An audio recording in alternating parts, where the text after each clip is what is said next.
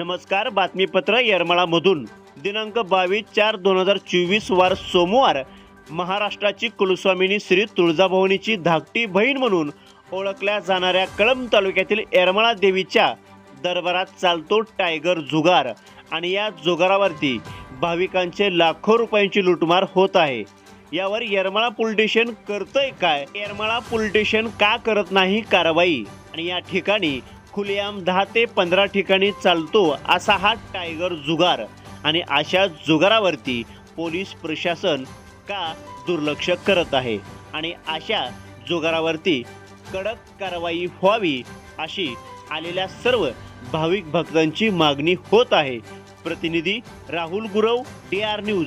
तसेच आपल्या भागातील बातम्यांसाठी संपर्क 9689 3225 03.